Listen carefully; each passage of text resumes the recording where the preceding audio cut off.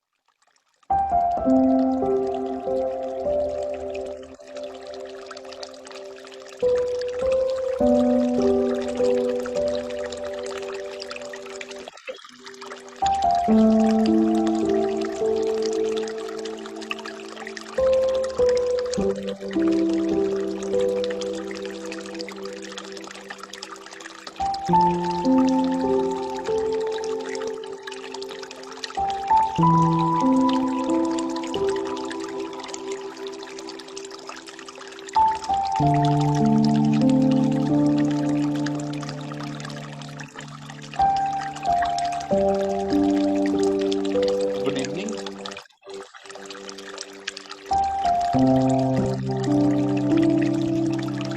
Good evening, all of you.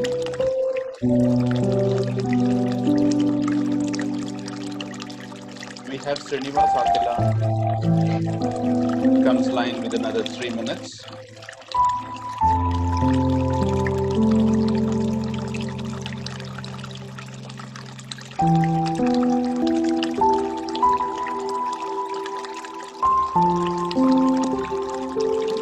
All of you. We have Srinivas Akela. Yes, Srinivas Akela with another 5 minutes.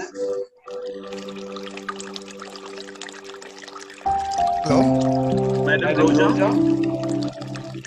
are you ready to give away Srinivas' introduction? I'm ready. I request Mrs. Roja, Assistant Professor from Lendi Institute of Engineering, to give away an introductory speech for Mr. Srinivas Akela, Chair for Mathematics Department, Vizianagaram Country Schools, Georgia, USA. Over to Roja, ma'am. Yeah, sir.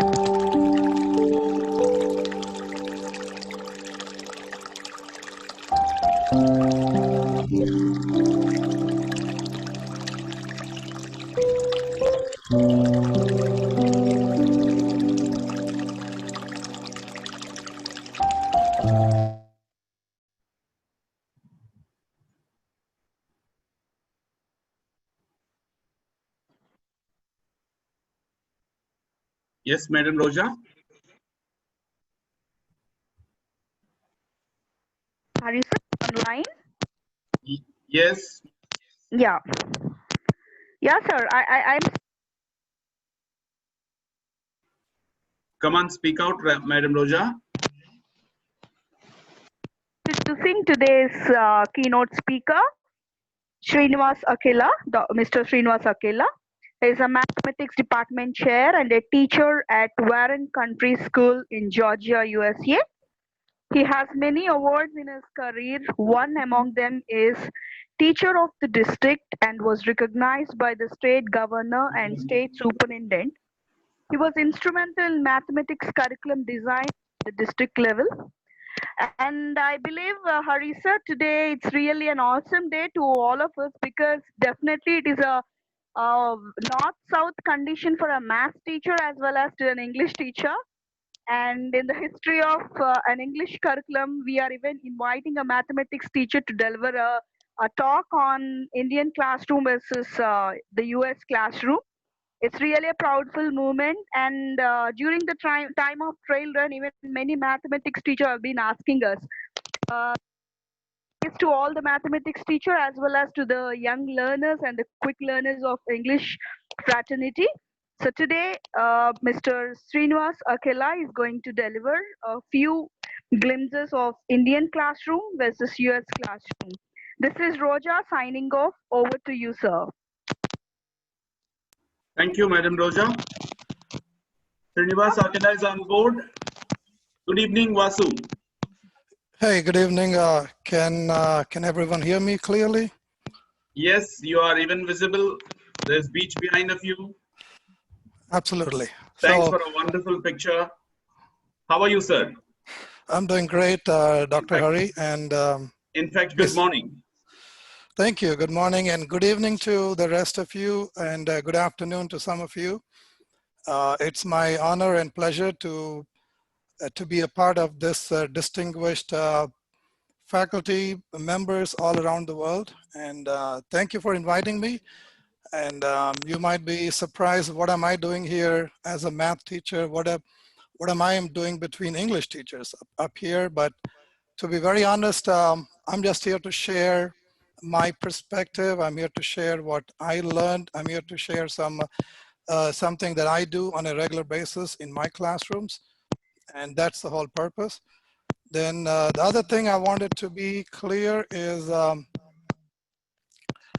was a little skeptical about the topic. I know when Dr. Hari asked me to deliver something on Indian classroom versus US classroom, I was a little skeptical about that because it's been a long disconnect from Indian classroom at this point. I moved here 14 years ago.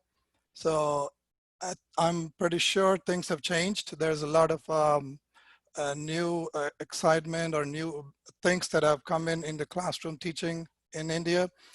But what I will do is I will focus my presentation and discussions on US classroom, what we do here, and what I learned from all these years. So thank you, and let me get started.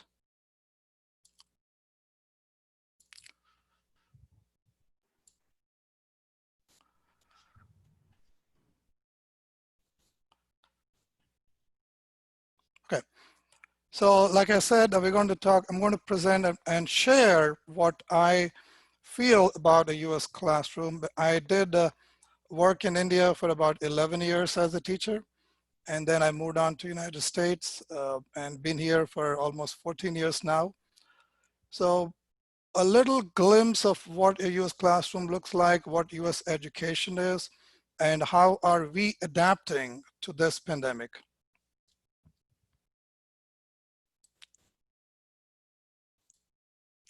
So this is one of my favorite quotes about education. Education is not the learning of facts. It's the training of the mind to think. So as teachers, we are here to serve the students. We're not in a job or we're not in any profession to make money. Now, I want to start with a little video here. So yes, teachers are often don't get the recognition that most of the other professions do get. So let's begin with a small video here.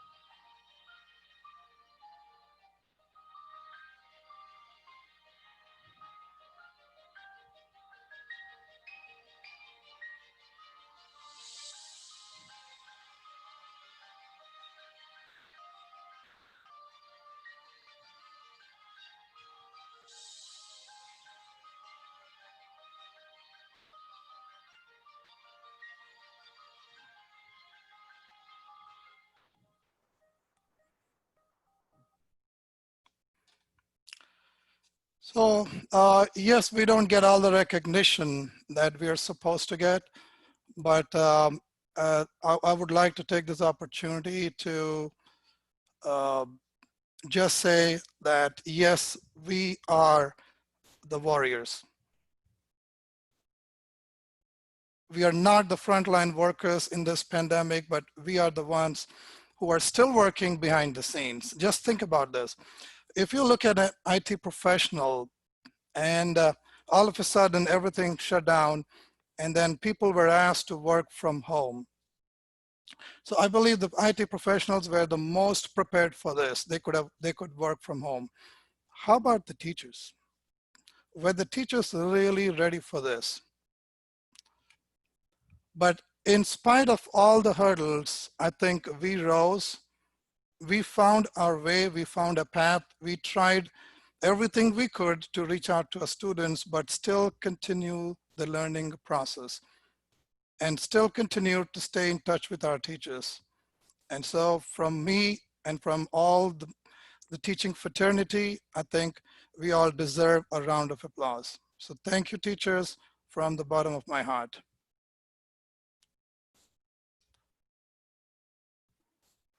Even here, there is a big round of applause, Vasu. Perfect, perfect. And I think we deserve our share. So what do I believe? This is my quote. It says, teaching is just not a mere transfer of information. It's shaping a child into a self-sufficient individual. And I live with it, I abide by it. And teaching is not a job for me. Teaching is a service, and I am here to serve my students. And by serving my students, I'm actually serving the society, because I'm building those future citizens of the country who are going to take and rule the country and take the country forward. Now, what can you expect in this session? I'm going to quickly give you a little overview about the US education model. And then a typical US classroom, I'll share a few experiences from what I do in my classroom and how did the pandemic impact us in the classroom. And the challenges moving forward. There is a challenge of school reopening. How do we reopen the schools? Do we really go back to a one-on instruction? And just because I'm addressing a big group of English teachers, I put together a few resources that I thought would be helpful that I can share that my colleagues in here usually use on a day-to-day basis in their classrooms. And plus, I use a lot of these resources in the classroom. So the US system basically is like this. There is a US Department of Education, which is the federal government, under the federal government. Then there is a State Department of Education, which is at the state level. Now, the state has a lot more rights. They have more rights, more control on education, more control on what is going on in their state level. Then there is a school district, just like in India, there's a school district, but the only difference being there is a school board, which are elected officials within that district, and they actually manage the school. They have an overview about how the school functions, and then they are part of that important decision makings in the school district. And then there is a superintendent who is the head of the school district. There are principals at every school level. Then there are teachers, and there is plenty of support staff everywhere. Now, most states, their education is compulsory from 5 years to 16 years. That means if a child turns 5, they have to be in school until 16 years, and that is mandatory. And if it's not, they are monitored. There is, the school districts are involved, the local officials are involved. So if the student is not going to school, the parents are accountable for not putting the child in school. And a few states have, their requirements are that the child stays in school until 18 years old. Like I said, the state has a control on what is taught. The curriculum is designed by the state. They come up with their own curriculum. They come up with what needs to be addressed in the classroom. They come up with what are the graduation requirements. High school graduation or graduating from a high school is a big achievement in the United States. So their requirements are set by the state. There are public schools which take the big chunk of the students. There are a few private schools, and there's also a concept of homeschooling in the United States. So public schools, most students go to public school. Public school education is free.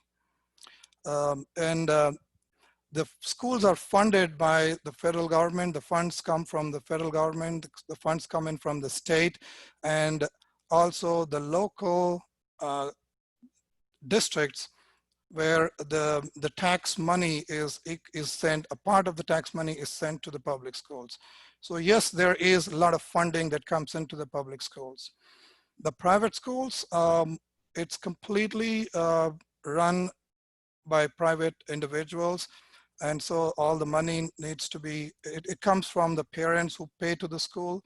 But to be very, very clear, public schools are very well funded, and they're very well maintained, very well organized. Homeschooling is a little different concept, with some parents who don't choose to send their students to public school or private school go for the homeschooling option. So it's totally up to them. There is curriculum for them, but it is their responsibility to make sure that their child gets the education and they move on to the next level. But again, like I said, every child must be in a school until 16 years or 18 years, depending on the state where they live in.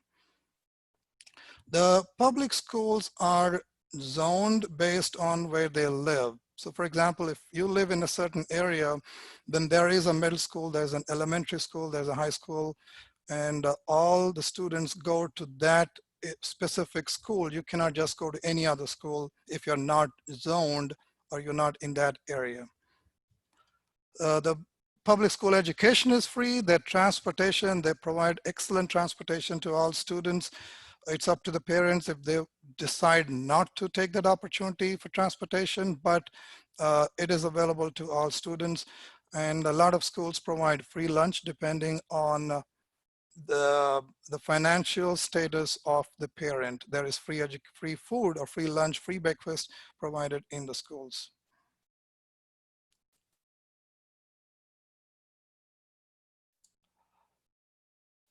So typically there is elementary education. There is, so in most states, the K through 5, K is kindergarten through 5th grade is elementary education. And from there on, they move on to a middle school. Middle school is 6th, 7th, and 8th grades.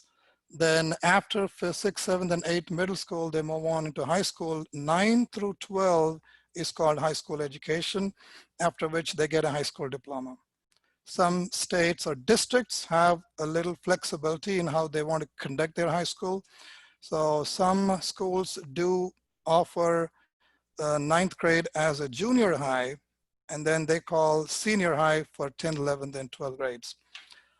And after they finish high school diploma, there is students choose to go where they want to go. There is a 2-year associate degrees that's offered in community colleges, or there is a 4-year bachelor's degree, after which they move on. If they want to continue studying, they can go for university, get a master's, or they can further move on and get into research or get a doctoral degree.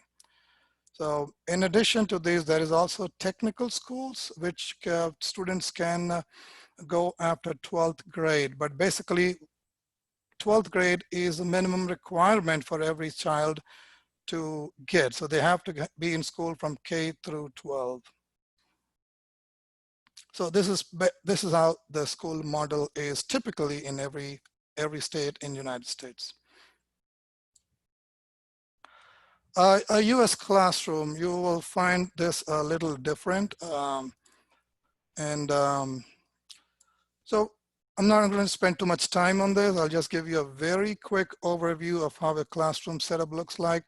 In a school setting, let's say I'm in a high school, every teacher has a classroom that is dedicated for them. So the teacher stays in the classroom, and there is all kinds of resources. There's a teacher table, which you can see in the first picture here.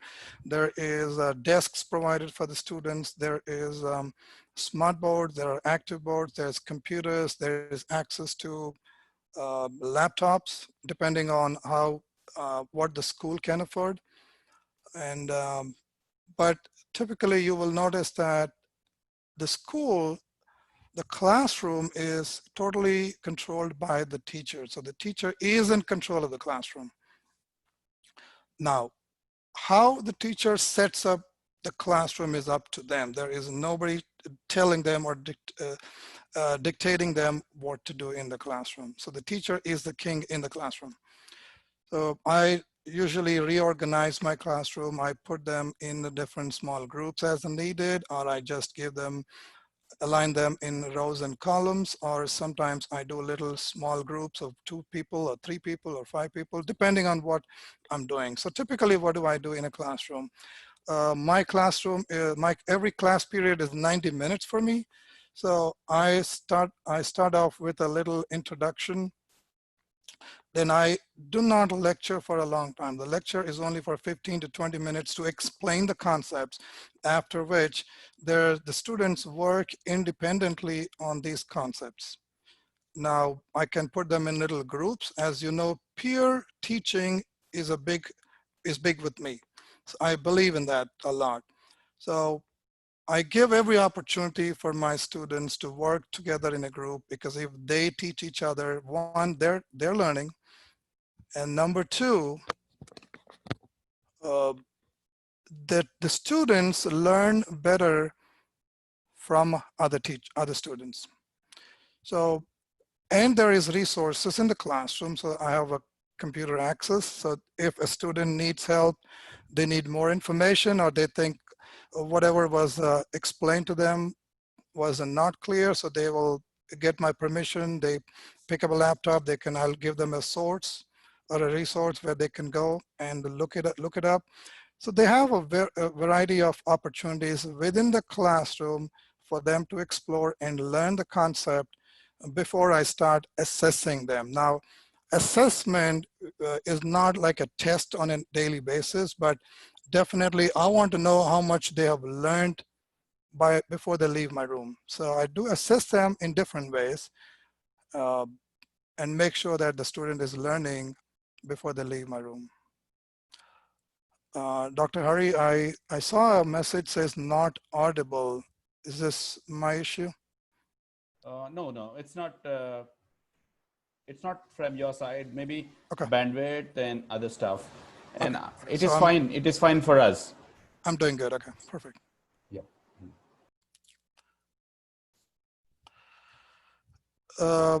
For me, what is very important, like again, I said, I am one among you. I'm a teacher. I'm not here to lecture or deliver anything. I'm here to share what I do and what I believe. Probably it might be useful to some of you. So the biggest piece is building a relationship. If I cannot connect with my students, if I do not know my students, there is no way that they will trust me, or I will be able to deliver what I want to deliver to them. So the biggest piece is in the very first week or 2 weeks of school or throughout the school year, I continue to work with the students and build a positive relationship with them and know them. Know your students is very important. So once I know them, every student, as everyone knows, learns in different ways. So it's not one size fits all. Like I said, in my classroom, a student may be a very good learner if I am presenting the content to them. Perfect. But there is a student who does not like this, or he's not very good at listening. So I should give that student a different opportunity, or because what's my goal? My goal is to make sure that the student is learning. My goal is not that the student is listening to me. So if they're not good with listening, or they're not very keen on getting information just by sitting and listening, I should provide them a different opportunity or different venue so that they're learning the concepts. So this is why there is so much of differentiated instruction that goes on in the classroom. And yes, I do lecture, but lecture is not the only thing in the classroom. The other thing I believe is provide a safe environment where the students are not afraid of making mistakes and ask questions. So for me, a great classroom is where the students are asking questions, where the students are free to make mistakes. And if they make mistakes, and that's how they learn better. They ask questions. That means they are excited to learn. They want to know something. So in a typical classroom setup where I'm just lecturing, I'm just trying to deliver information, just think about it. What percent of students, or what percent of students which is going to really get that information? It's very less. It's maybe 20% or 30%. So provide a safe environment, an environment where the students are ready to, they have that flexibility of asking questions, and it's okay to make mistakes. It's perfectly fine to make mistakes. And that's when you learn better.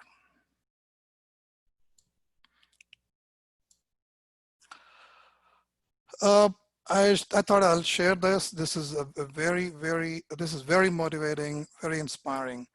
So what are the best 10 characteristics of highly effective learning environment? The students ask more questions than the teachers. I'm pretty sure you believe this. Number 2, questions are valued over answers. So we're not looking for answers. Not everyone is looking for answers all the time. So yes, you may know the answer, you may not know the answer, that's absolutely fine, but you still should be asking questions because that's how you're learning. Ideas come from divergent sources. A variety of learning models are used. That I think I clearly spoke about that. Classroom learning empties into a connected community. So we're building a community, we're building relations with the students. We are building a learning environment, and that learning environment is only possible if we give them that platform, we give them that opportunity. So at no point I make sure that the students are afraid of asking me a question, or for that instance, they have all the flexibility to go and ask somebody else in the classroom, but it's done in a very organized way, without any chaos in the classroom. Learning is personalized by a variety of criteria. So yes, definitely we cannot just go with one size fits all.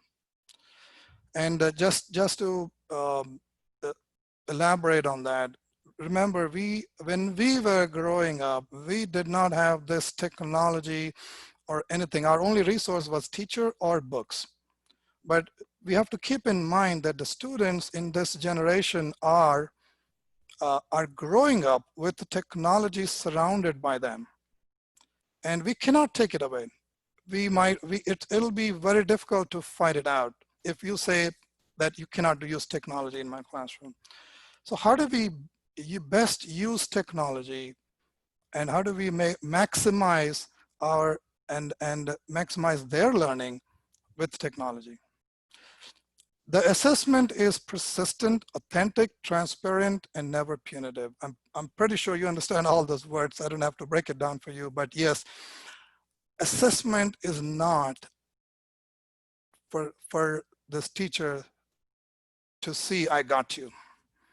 So we're not trying to get them. We're trying to know what they learned, because if we know what they learned, and then when we sit back and review what they've learned, the next step is, where do we go from there? We know this group of students are good with this concept. So what do we do with that group of students? There is a few students who are struggling with this concept. What do we do with those students? So when I do an assessment, yes, I see a group of students who have mastered that skill. And what do? I move on with the next concept with them. And that's where differentiated instruction comes in. But what about those students who are struggling, who are not clear with those concepts? Yes, I go back and revisit those concepts with them. Number 8, the criteria of success is diverse, transparent, and co-created with students and families. Yes, we are all stakeholders. Teachers, students, parents, community, we are all stakeholders in this. So it is the best practice to involve or make the students responsible for their learning, and at the same time, bring in the parent element, and just have them, make them feel that they're also a part of the school. And the teacher is the guiding force, and we are just showing them the path. So we don't know a lot of things. We are exploring as we go. So for me, I don't feel like I'm a learner every day in my classroom.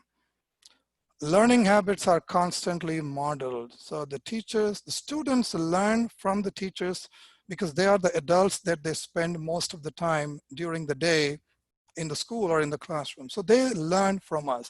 They watch us. They see us. They see how we react. They see us, how we behave. So, and they get it from there. So they pick up all those qualities from adults in the building, in the classroom, in the school. And number 10, there are constant creative opportunities for practice and growth. Perfectly, absolutely.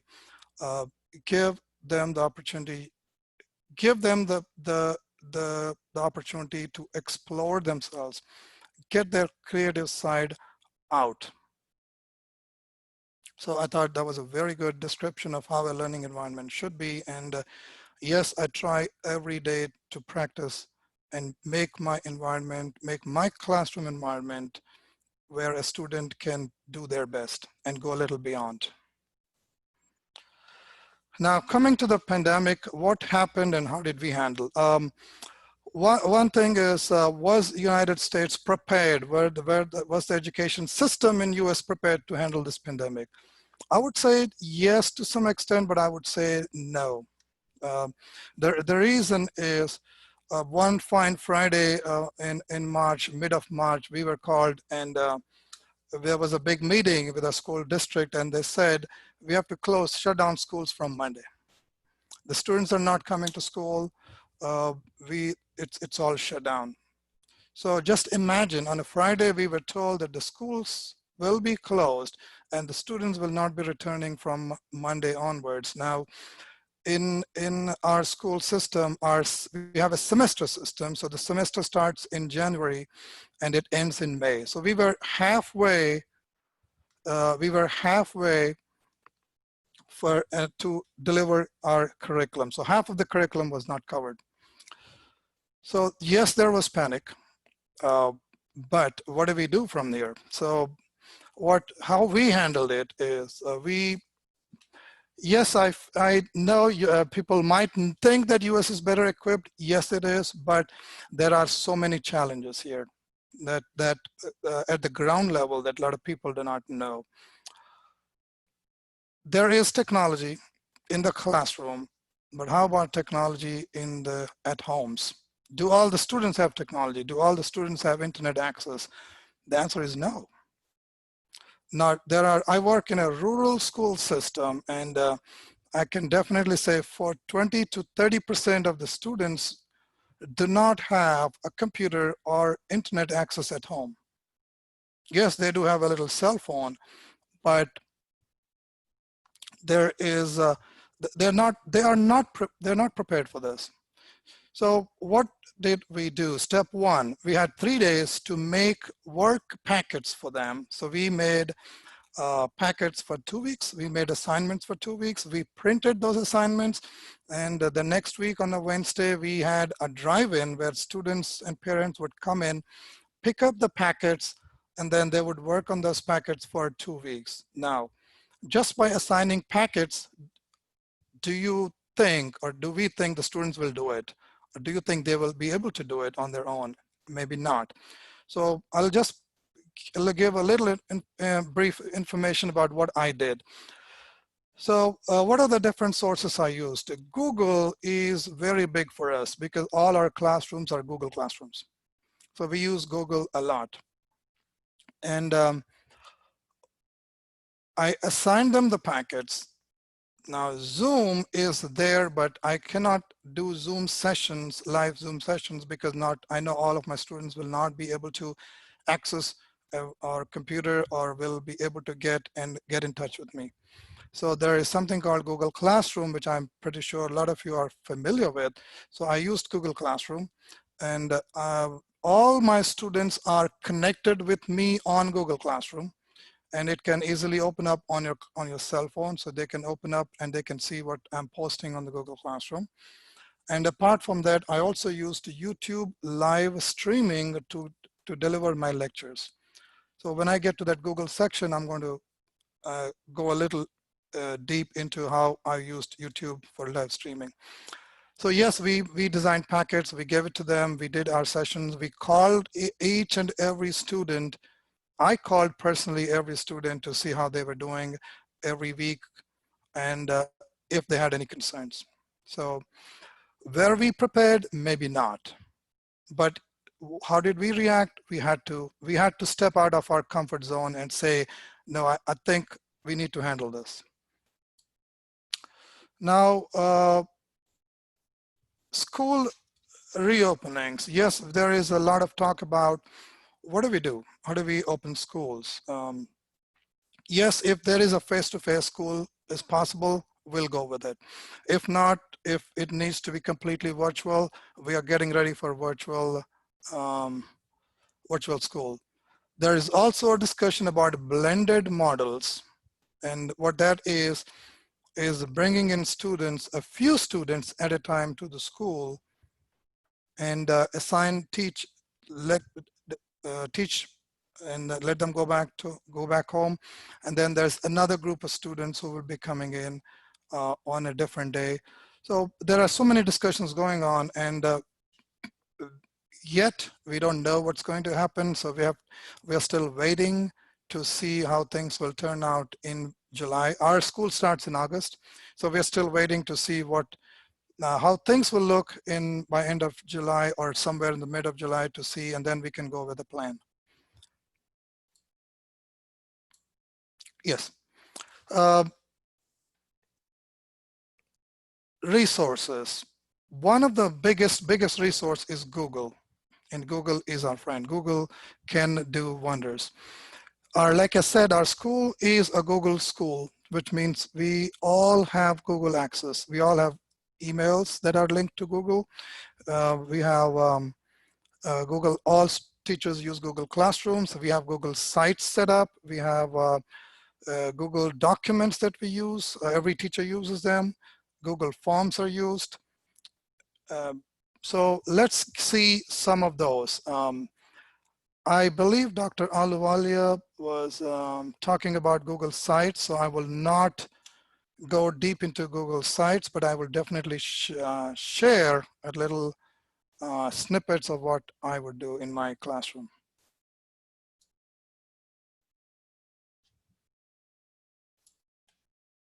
Okay.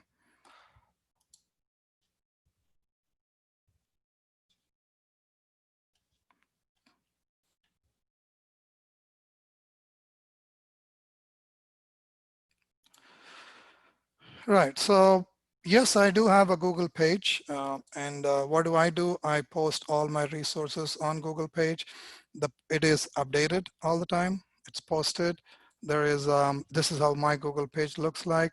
This is my version, so it looks like this. Then I have all different classes that I teach. My portfolio, there is Algebra 2 class that I teach, AP Calculus. There are all other courses that I teach are listed here.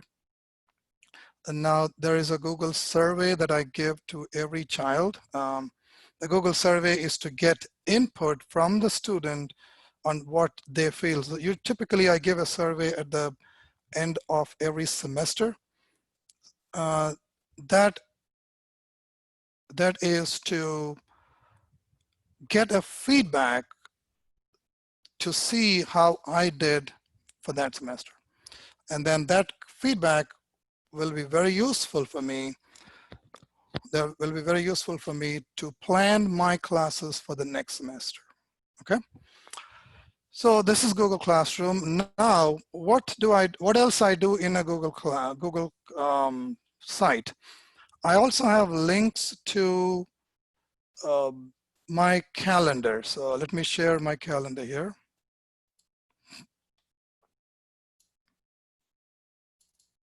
So there is a Google Classroom. Now there is a school district classroom, but this is how my calendar looks like. As you see, there is everything is posted up here. This is what I would do on the first day of school, the second day of school. Then I post all the standards. Now, this is something I would encourage everyone to do as we are moving into technological, tech-savvy school system or virtual schools, which you want to call it. I believe it'll be great resource for every teacher to set up their own Google site. Number one, have their own Google Classroom. Number three, develop a calendar like this. So this calendar is live. It's open for all my students. All my resources are posted on this classroom. So this is day one. So all my assignments for that day that I'm going to teach is available here. So if you look at this, there is a link provided. And when the student clicks on that link, they can access my assignment for that day. So this helps in a lot of different ways. Number one, we can practice this on a daily basis, because if a student is absent, they don't have to wait to come back to school the next day. They have access to my assignments online. So they can just go to my calendar and click on that, pull up that assignment. They are sick, they are home. So they can pull up this assignment, they can still do my work at home. And anything they missed, they can go back and look up and pull up all that information that they might have missed. So maintain a Google Calendar. This is what I would suggest every teacher, and post your assignment. All your assignments should be in your Google Drive, and you can link every assignment day-wise, and you can post them on your Google Calendar. It's for you. Now, when something like this comes up, then I don't have to worry about, because all my assignments are already listed, are posted, it's already planned. They're all sitting on the Google Calendar. They can access this and I can talk to them.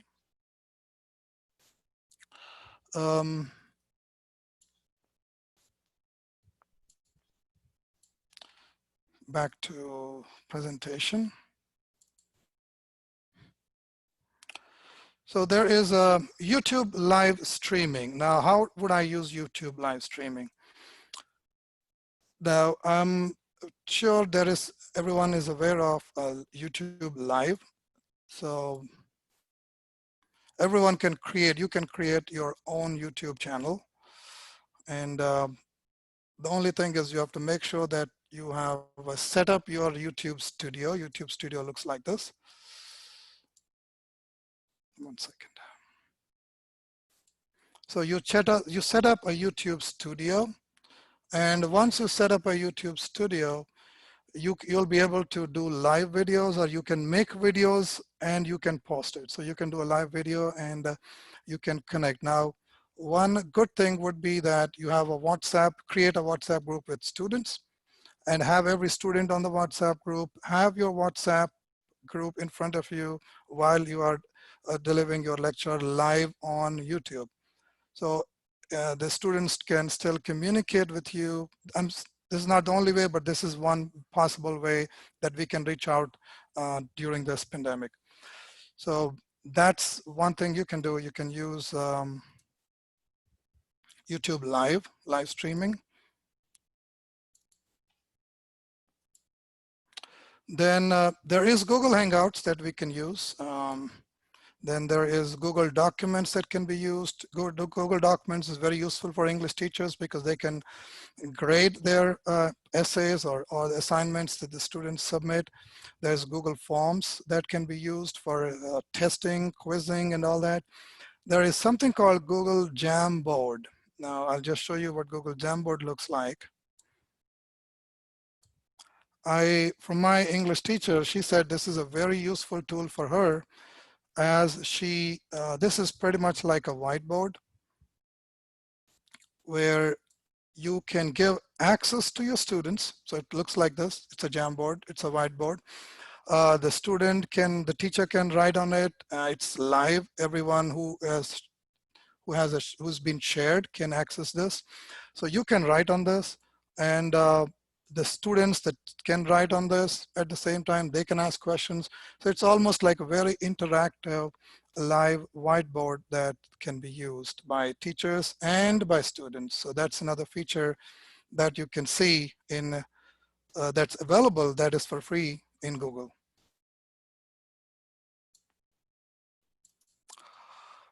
One important thing I would suggest all teachers, which I've done, is Google certification for educators. It's available for all teachers.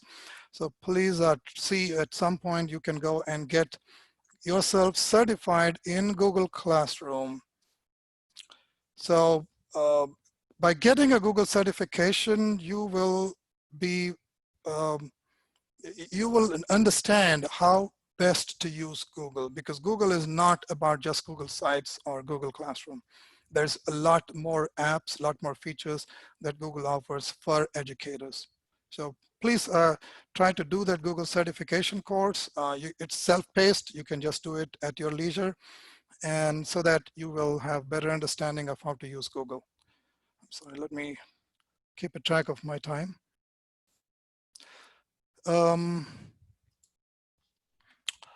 Apart from Google, there is another platform that is very interactive, which is Canvas. So what Canvas does is it supports online learning. It's very user-friendly. Yes, it's a paid application that your schools or your districts can purchase, but it's a very useful resource that can be used during this tough times. So you can do online teaching. You can use it for grading. You can put grades. You can keep up with your grades online. And grading is also important because the students need to know what do their grades look like. And so it's a live grade book that you post and the students get access to it. You can share information, you can post assignments, you can create discussion boards, and I'm pretty sure you'll love this. Asynchronous discussions, chat rooms can be made, live discussions. Then you can communicate with students. So there is a lot of features that can be used in Canvas. Another important resource is Zoom. Now, yes, we all are familiar with Zoom, but for especially for English teachers and even for me, because I use a lot of differentiated instruction, a very important feature is the breakout rooms. So when you create breakout rooms, you are the host, you create breakout rooms, then what happens is you can create, let's say you created 10 breakout rooms, and you can assign students into those little breakout rooms, and you can have these little discussions or your English labs that you talk about. I do my math labs up there. So you can have English labs up there with small group, 5 students, 6 students, 10 students, and you can monitor all these groups, all these breakout rooms from your end. So breakout rooms is a very good way to interact with your students, or if there are a few students who are struggling.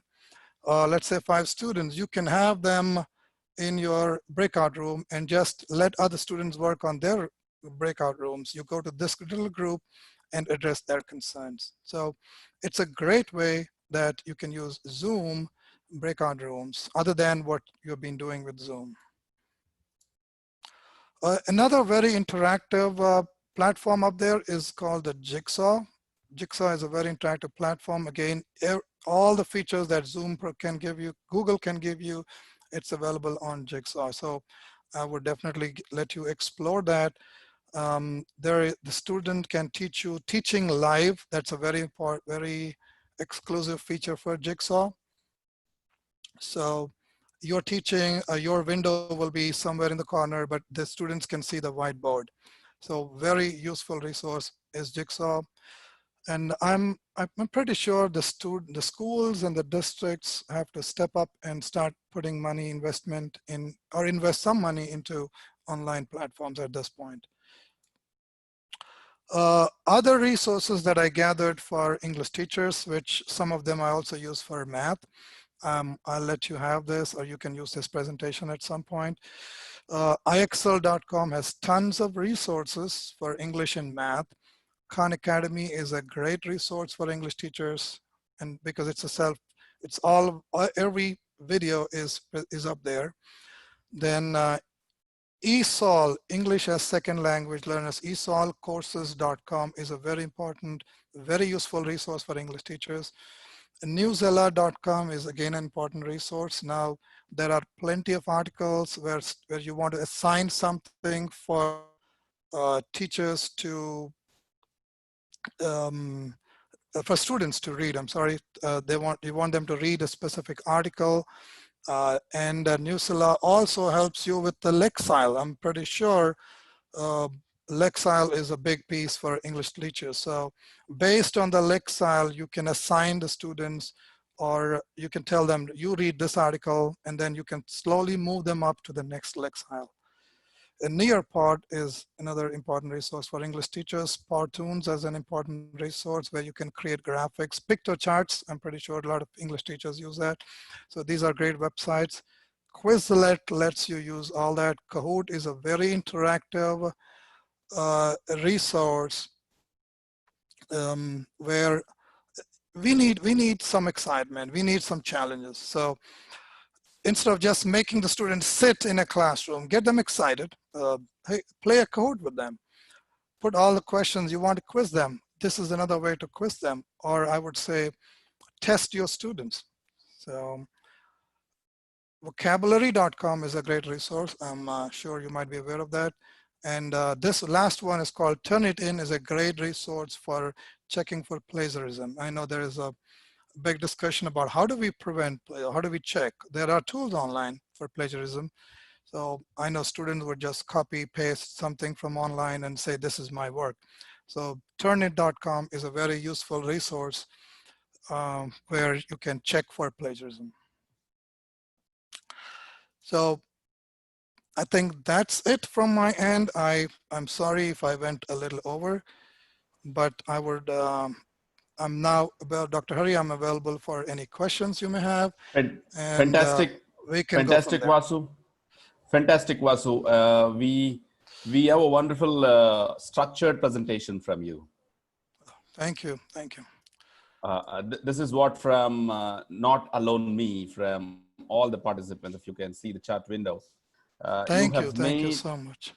You have made it in a very structured way, and you have brought wonderful insight into the whole presentation, bringing about resources for us also. On behalf of all the participants, I can ask you, if you permit this presentation, we would like to put in our shared folder. And now the question and answers. Anyway, we are on 6:20 now. We'll be having another 15 to 20 minutes question and answer session. Sure. As Mr. Srinivas Akela has kindly consented to have questions, and then he would like to answer. Those who are interested, you can raise your hands. I'll be unmuting you. Thank you. I enjoyed it. Thank you. And like I said, I'm also a part of the teacher, part of the teacher group. So I'm not a presenter. I'm not. I'm just here to share. That's all. Thank you.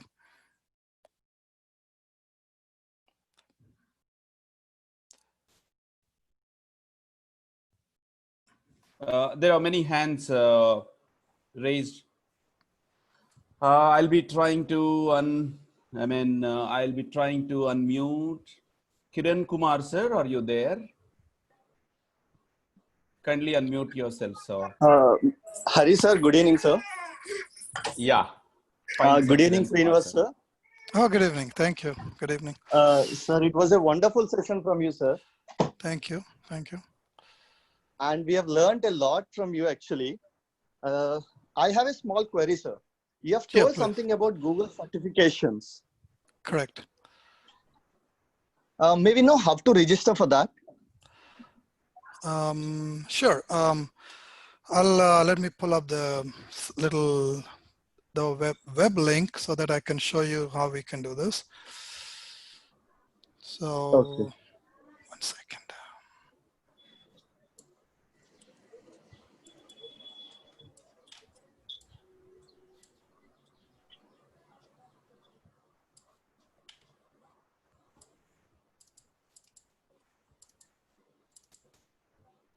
Okay.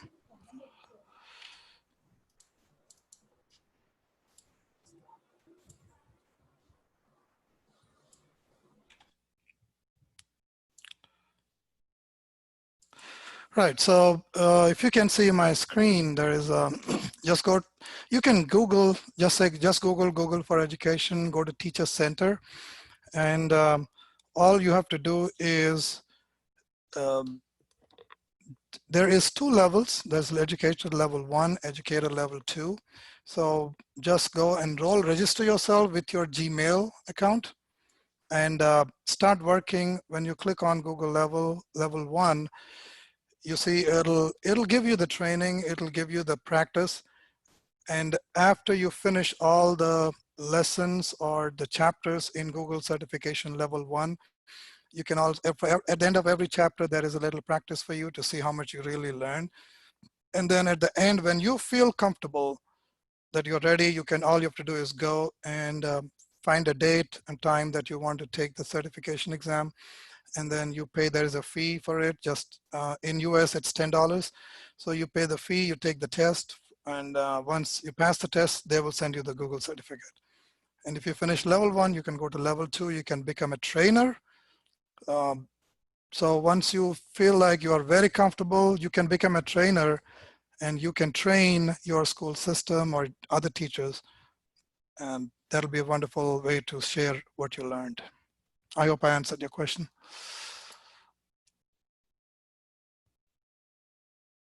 Dr. Hari? Yes, sir. You have answered my questions. Thank you so much, sir. Thank you. And now we have Praveen Kumar. Sir, good evening, sir. Hello, Mr. Praveen. How are you? Sir, fine, sir. Thank you. Hope you are same. Sir, it was wonderful session, sir. Thank you. And that's it, sir. That's it. Because I want to. Thank you so much. Okay, sir. We also have Aishwarya ma'am. Hello, Ms. Aishwarya. Hello, good evening, sir. It was really wonderful session, sir. I had a similar doubt that Kiran Kumar had. So now that it is clarified, I would like to thank you. It was really informative, and once again, thank you, sir. Thank you for the opportunity. Thank you. My pleasure. Thank you. And now we have Purushottam sir. Namaste, Purushottam garu. Purushottam sir, are you there? Yes, sir, I'm there, sir. Yeah. Please respond. Yeah, good evening, sir. Yes, good evening. Good evening. Good evening. How do you do, sir? Good evening. How do you do, sir? Good. Yeah. Sir, my question is that, yes, sir. As you told about Google certifications, would the trainers regarding Google Classroom and Google Site and etc. Other platforms about online, sir? Yes, there is. There are different sources for you to get trained. One, if you can find a Google facilitator or a Google trainer, I think that's one way to go, is find a Google trainer who is trained and you can sit with them or interact with them to see how you can set it up. Number two is you have tons of videos available on YouTube on how to set up your Google site and the other thing. And the third, the best way is explore yourself. So the more you explore, the more you will learn. It's a process, but I think you'll become an expert within no time. So just to get a little, get started somewhere and keep working yourself, I'm pretty sure you'll become an expert within no time. Yeah, thank you, sir. Thank you very much. Thank you. Okay. We have Jeevan Patel. Hello, Mr. Jeevan. Sir,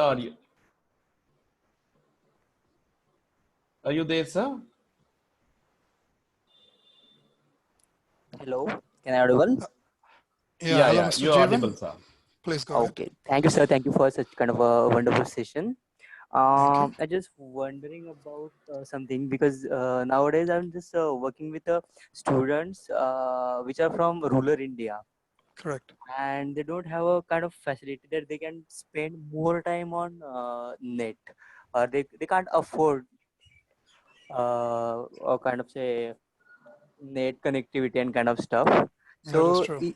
is there any platform where instead of spending a lot of time on teaching, Mhm. I'm talking about teaching, instead of spending more, a lot of time on teaching, can they go for some self-learning where I can just give them some assignments and they can do their own, and over call or one, as we talked about the WhatsApp groups and kind of stuff, where we can just assess them. Is there any kind of platform?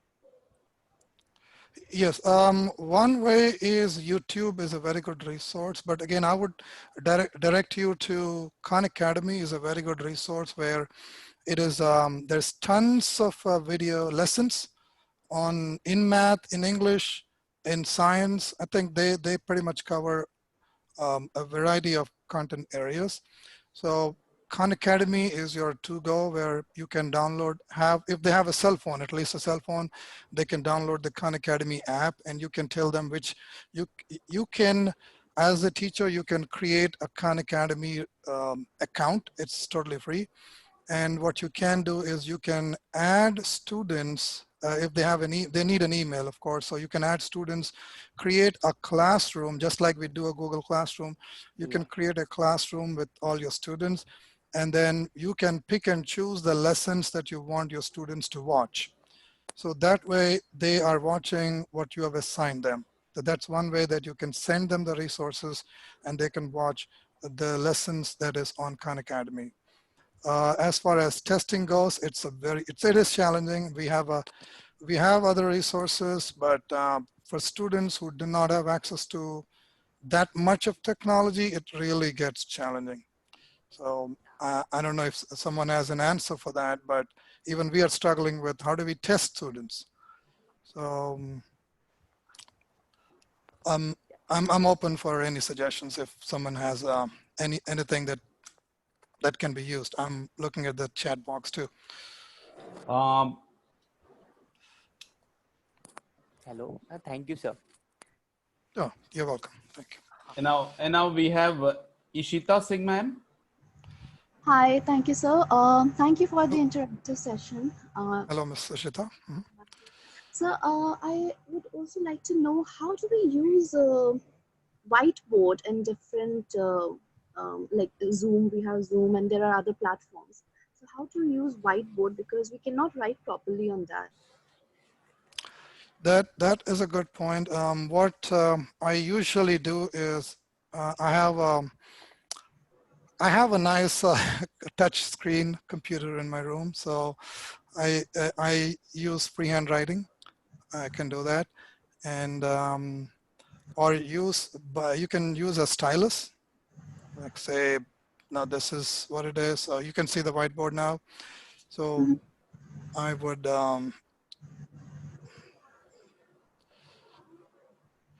yes, I can write with my finger because it's a touch screen. If you have an iPad, you can use an iPad to touch screen. Yes, it's challenging to use a mouse to type, or you can use the text box to type in.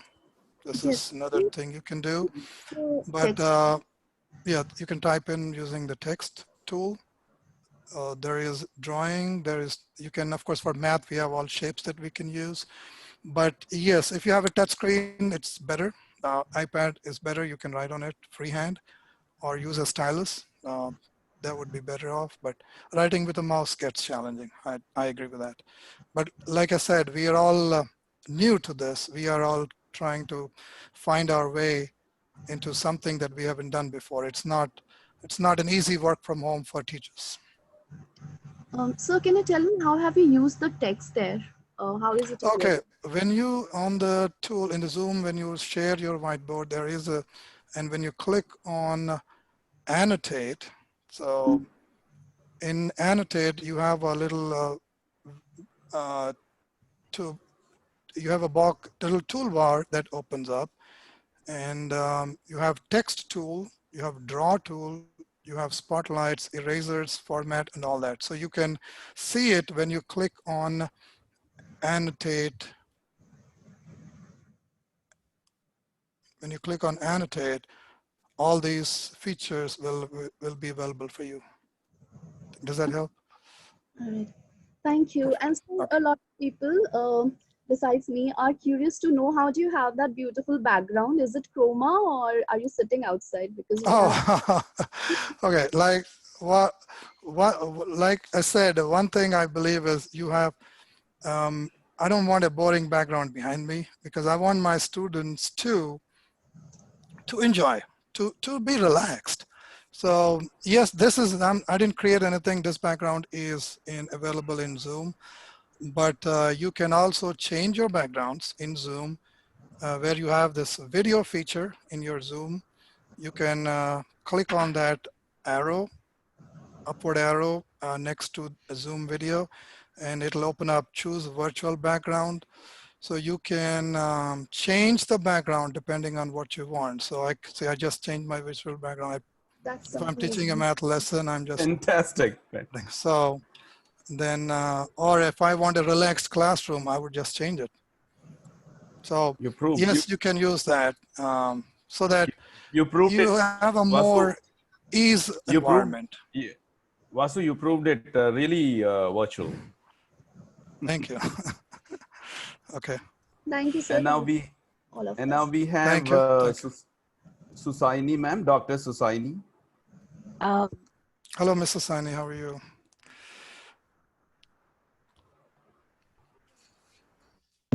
Hello, sir. Good evening, sir. Hi, good evening. I'm good, sir. Thank you. How are you, sir? I'm doing great. Thank you. Okay. Sir, my question is that before while your session, you said that we should not keep any limitation for the students.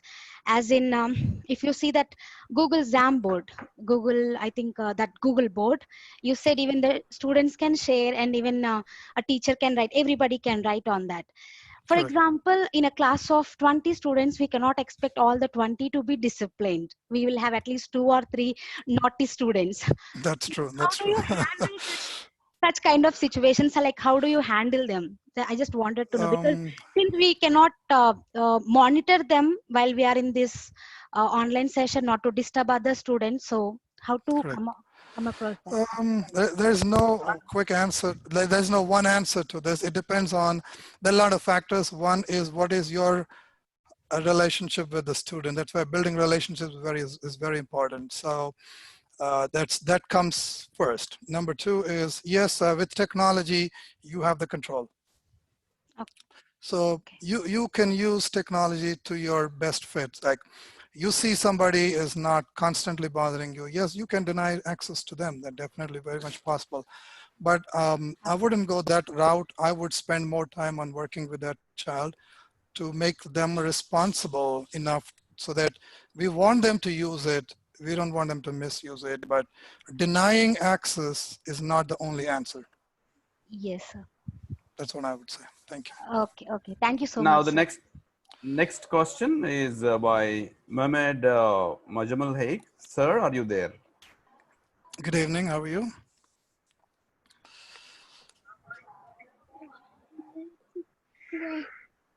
Hello, sir. Mohammed Majamal. Good evening. Sir Majamal. Hello. Good evening, sir. Yes. Hey, good evening. How are you? Mr. Haig, Special thanks to Dr. Hari Babu. Fine, thank you. I'm good. How are you, sir? I'm doing great. Thank you.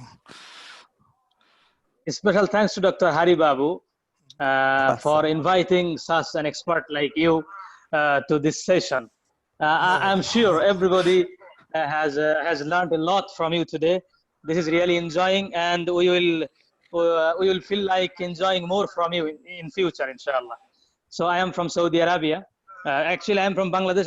I have been teaching English in Saudi Arabia for more than 10 years. So Wonderful. this is really Wonderful. a exceptional session. Sir, I have one question to you. Please.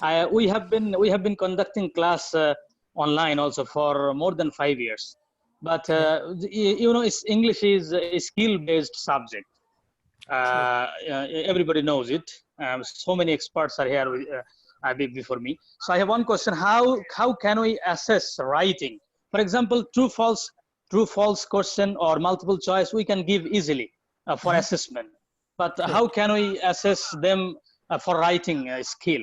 For example, if we ask them to write a paragraph or write, most of the teachers who are here, they are teaching literature. They are teaching literature. So we can ask, how can we ask the students to write a broad answer for a literary question? Please, sir. I want to know. Sure. My best answer is use Google Forms. Good. Oh, I'm sorry, not Google Form. I mean Google Documents. Google Documents. Google Docs. I am so sorry. Google Docs. Okay. Use Google Docs because Google Docs is your best resource. Now, there's so many benefits of Google Docs. One, the student, it saves itself. You see, it's auto-save. So you don't have to worry about putting it in a Word document where you have to sit and save it. So it saves. That assignment, once the student types in their assignment in the Google Docs, they can share it with you. And when they share it with you, when it comes to you, there are tools to evaluate. I don't know if you have used it before, but it's a very, very useful tool where you can underline. Let's say you find a mistake you find an error in a line or in a sentence. There's some grammar error. You can highlight that and put your comments next to it so the student knows exactly what was wrong with that. Yes, but I think we have to correct those assignments or answers manually. Am I right? That is correct. That is correct. But there are online tools if you want. We can send them. I think we can send them feedback about their mistakes. That's a great way to feedback. And one thing I'm sure English teachers, they want to read their students' essays. They don't want somebody else to read them. I hope so, because that's how you know your student better. Yes. And unless you read the essays or assignments or work from your student, there's no way you know your student. So one thing is read, and then you want to give a personal feedback to them. And again, time is a constraint, but yes, at times you can definitely use online tools available, where you can just feed the essay, and it's an auto grade. The software will automatically grade the essay for you. Thank you, sir. Thank you very much. And again, special thanks to Dr. Hari, sir. Thank you very much. Thank you very much, Mohammed Majal, sir. And we have Roja. Yes, Ms. Roja, please. Yeah, sir. Hello. Yeah, in line. Yes, Ask Ms. your Roja, question, madam. Please go ahead.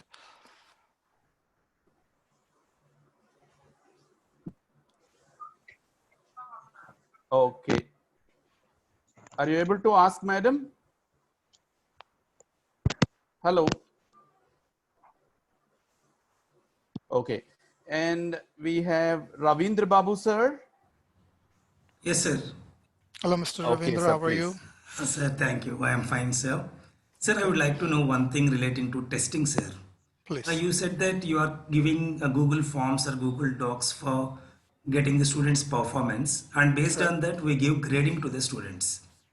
And I would like to know whether your district, the school district, would accept this performance, Google Docs or Google Forms, as the evidence for grading the students' internal performance or external performance. Okay.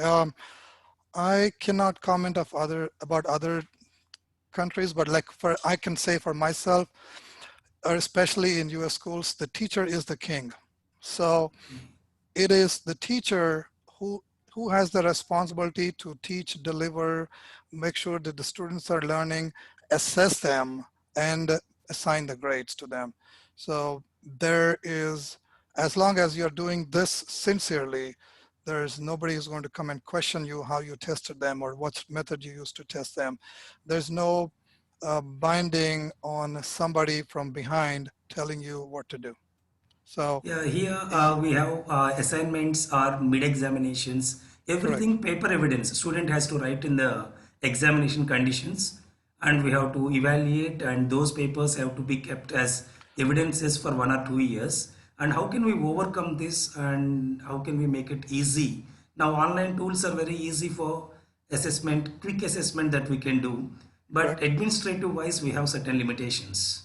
I don't see a problem because if you have to do some a multiple choice or a very simple, easy quiz or test, you can use Google Forms, or I would suggest to go for Google Docs. Now, where you are literally grading their essays, open-ended questions, where the students are answering a set of questions.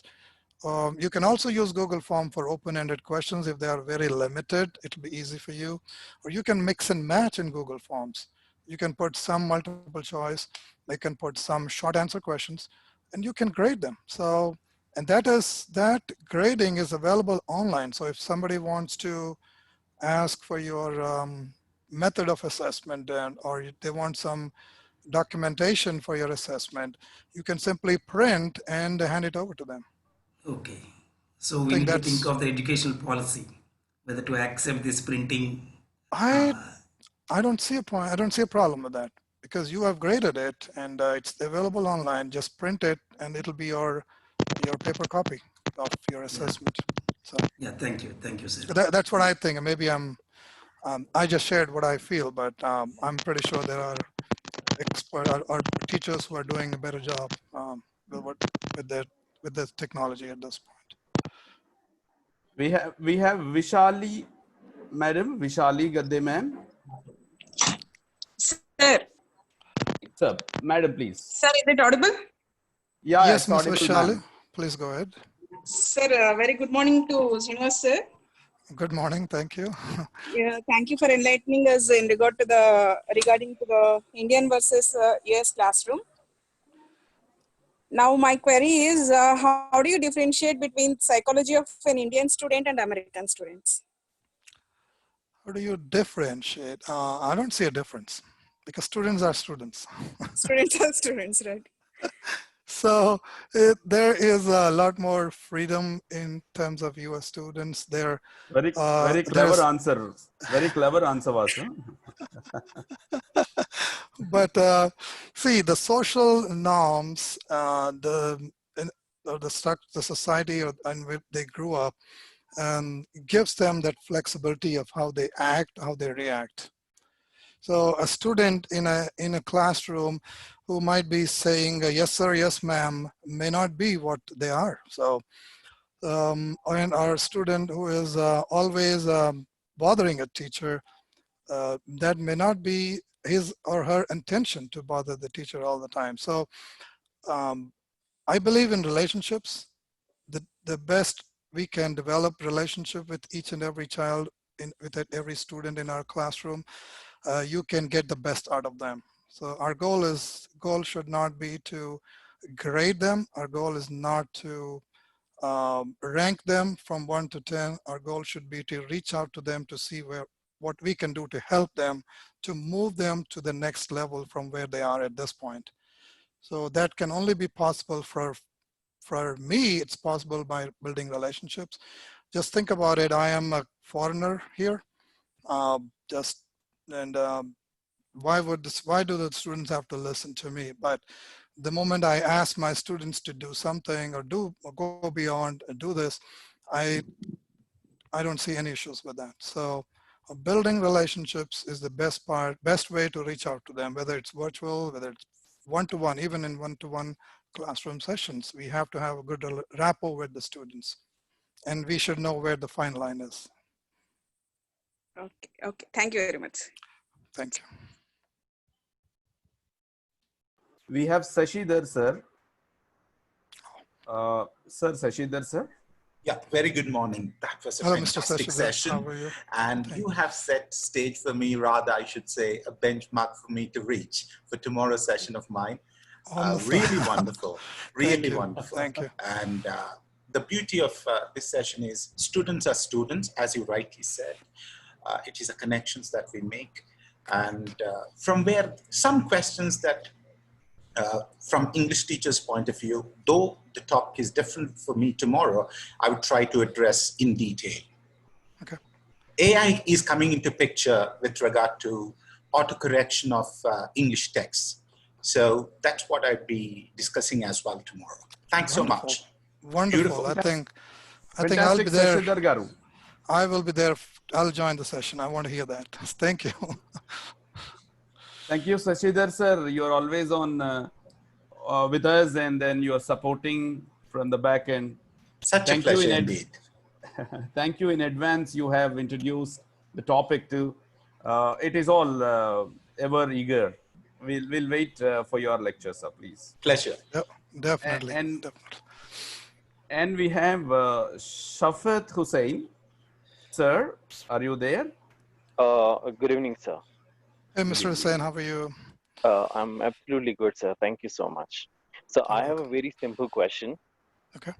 That if we do not have internet access, so what are the other options to be connected with the students in this pandemic? Why I'm asking this question, sir, we here in Jammu and Kashmir do not have access to the internet. We are serving with 2G speed past 2 months.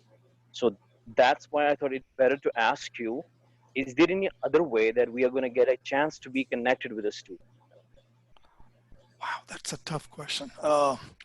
It is. And even, like I said, even for us, it's a challenge. There are, in my school district, there are a few pockets of households where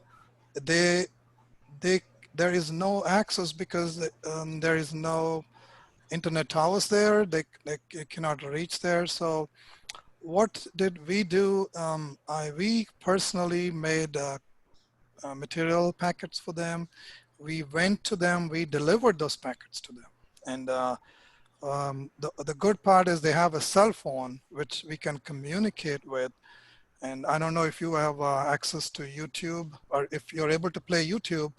I would definitely assign them packets, materials to them, and I would, like I said, do a live YouTube session, and that recording of that session would be available. If they cannot live stream, they can just go back and after the live stream is over, that video lesson is available for them, and they can definitely go back and watch those live videos. I know we cannot replace one-to-one sessions, but at this point, I would say that would be one of the ways that you can try to reach if they can access YouTube. So that is actually the problem, that we are not able to access YouTube here. Oh my goodness! Wow. Yeah, that is so the way. tough. So we are having, it was completely banned now. Before 2 months, they started, giving us access to the 2G internet. Sir. Correct. Yes, sir.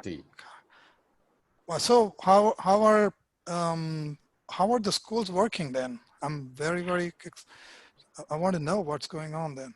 How schools are working in your area? Schools are not usually working, sir. it was first Zoom where they were trying to, get access through 2G speed, but which is completely difficult because I am myself a teacher and providing the service, and it was better to keep that off rather providing the service because they were not able to understand that what I'm teaching them, sir. Very challenging. I'm telling you, very tough time for you. Yes, sir, really. So I Very thought there tough may time. be any sort of application that you may be having that we can, install by 2G speed, or then we can access the information or something like that, sir. I don't know. I believe Google Classroom would be a better option then, because you can post your assignments on Google Classroom. The other good thing is the students can connect your student, make a Google Classroom. I don't know if have you done a Google Classroom, Mr. Yes, Hussain? sir. Yes, sir. I do have. Sir. Okay, okay, perfect. So is that something feasible for students? Sir, as I already Same discussed challenge. that they are not, able to access. Like suppose if they are writing Google Classroom in the, Google uh, application, or they are trying to find it out, they are not able to open it because the message they will get is can't access. Good. So, Okay, so these a lot kind of of problems we do have here. there is a lot of the link sites are blocked, I believe. Sir, sites are open because of that. Right now, I'm able to, talk with you right now. Okay. Because here, basically in Kashmir, um, everyone, see, I do have the access. Like we do have broadband at home, but there are majority of the people who don't have this, thing at their homes, right? So that is the basically problem. I don't, want to take more time. It was a normal question that if there is any I application or know. something like that, maybe there may be some other Mr. people Hussain, who have the questions, sir. thank you, Mr. Hussain. Thank you, Mr. Yes. Hussain and Vasu. Thank Since you it so is much. already 7 o'clock, and for you it's anyway day, for us it's night. Okay. Thank you and so much. So can I, Dr. Hari, quite can I say one thing? If anyone in the group has a solution to Dr. Hussain's situation, please just put it in the chat box. Probably we can. Maybe even I'm willing to. I want to see what can be done. there are just quite a few hands, and we can do that. I Go ahead, think Hari. Dr. Hari. if all the participants will allow us, if you are allowing us to go ahead for other 5-10 minutes, and we can wind it up. Now it is 10 to 7. We'll be definitely ending it up by 7 o'clock if you say yes, and because only just 4-5 hands rise, and Okay, then sure. Roja, are you able to ask something? Yes, Ms. Roja, please go ahead. Madam Roja?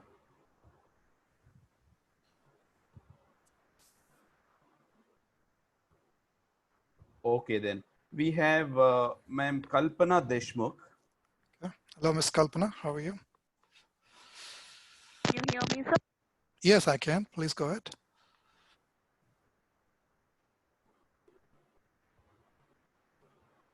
Kalpana Deshmukh.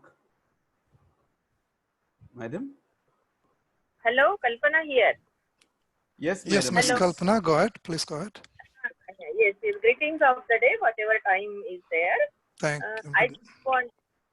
I just wanted to know, can we upload a specific format on Google Docs, a specific format related to project which we want to give to the students? Can we upload it on a Google Docs, or we have to use only the templates which are available on the Google Docs? No, there are ways to, you can upload your Google Doc, your Power, Word document.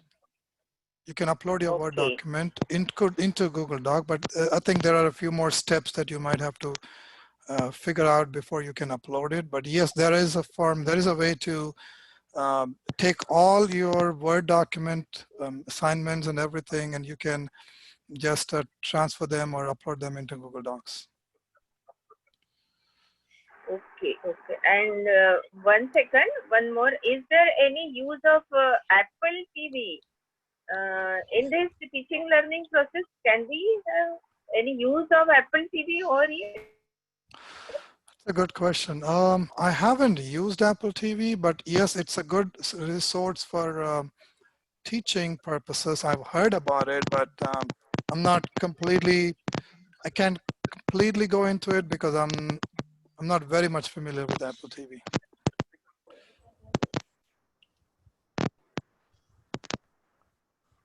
Right, Ms. Kalpana?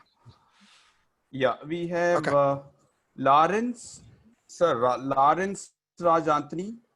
Hello, Mr. Lawrence, how are there? you? Sir, good evening. I'm fine. I'm fine, sir. How are you, sir? I'm doing great, thank you. Sir, I have been enjoying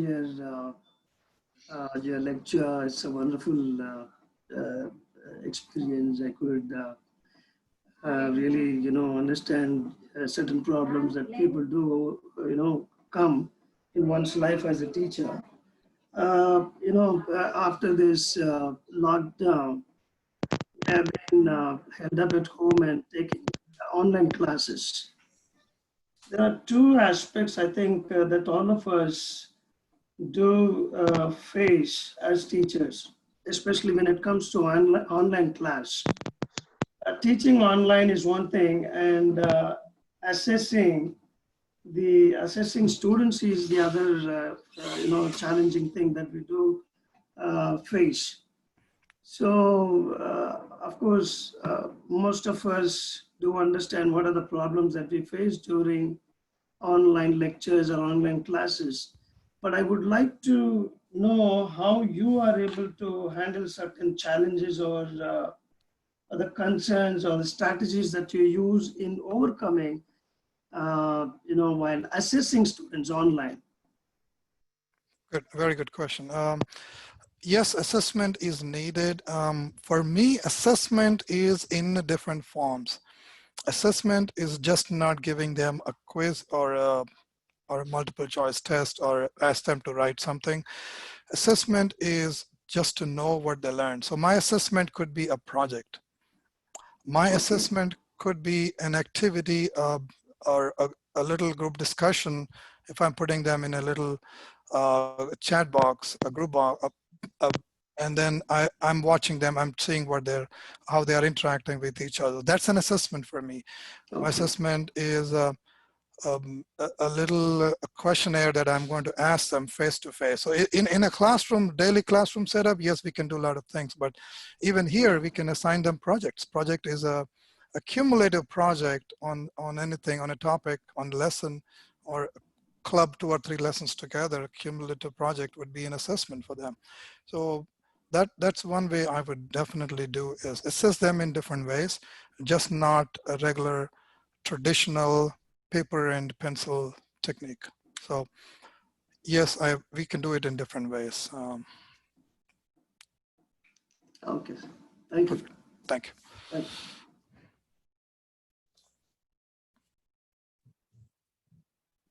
Yes, Dr. Hari. Hello. Hello. Yes, ma'am. Hello, this is Sheikh Shakira. Am I audible, sir? Yes, ma'am. Please go ahead. Yeah. I'm an English language instructor here in Jazan University. Yes, ma'am. Saudi Arabia. It's a wonderful session, sir. I just have a query. Like Miss Ishita was asking about widescreen and how to write on it. And you recommended using a stylus. Yeah, that's a very good recommendation. But I was using PowerPoint slides to teach my students or write whatever I want. I think that even that can be a solution. Am I right, sir? Open your PowerPoint slide and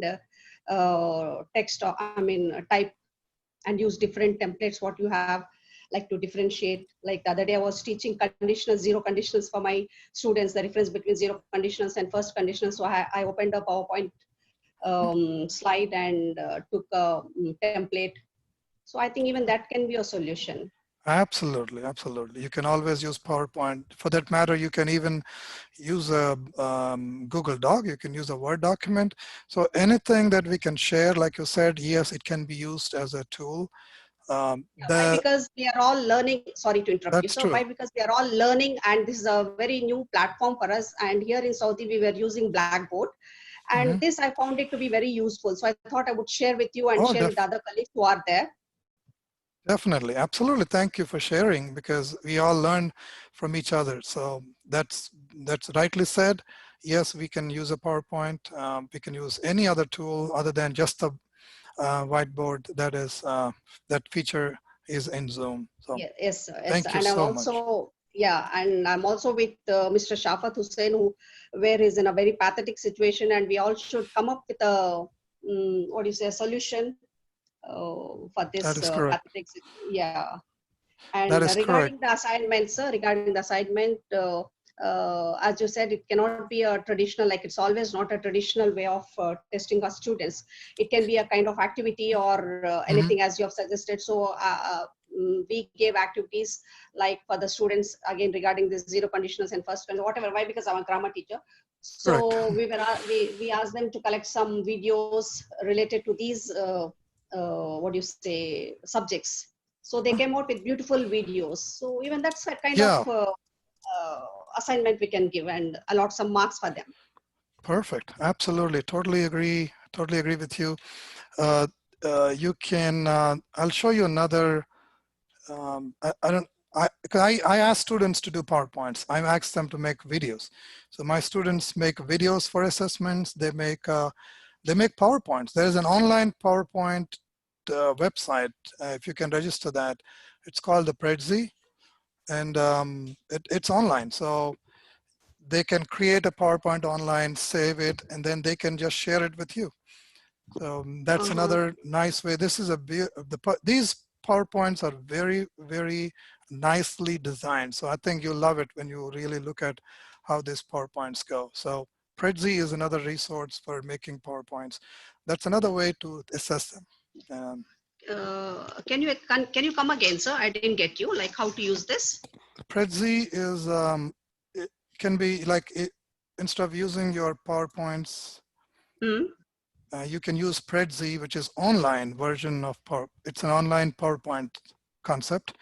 So you can create PowerPoints online. Let me see if I can pull up one. Let's see. Dr. Hari, how are we doing with the time? We are okay, but of course, participants have to respond because it's already 7, and right. our time was 6:30. I am going to share this one useful PowerPoint.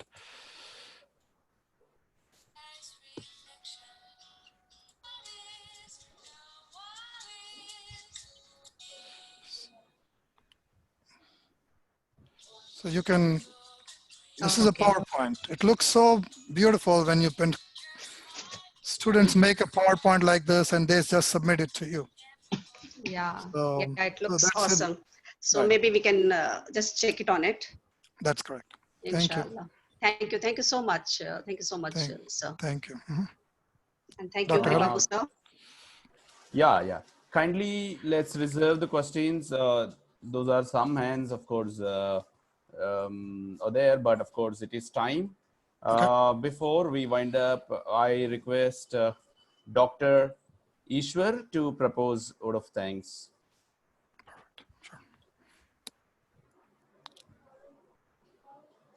Dr. Ishwar, sir. While Dr. Ishwar is coming up, can I say thank you so much. I enjoyed interacting with everyone. And like I said, I'm just sharing what, I'm not the expert in everything, but I'm just sharing. And I learned a lot from the session today. And special thanks to Dr. Hari. He's a very, very close family friend of mine. And we worked together for so long in India, and we still are in touch. We just interact with each other. We talk a lot about education, and I'm so proud of where Dr. Hari is right now. He's grown and he continues to grow. So congratulations and thank you, Dr. Hari. Okay. Dr. Ishwar, are you there online? Ishwar, sir?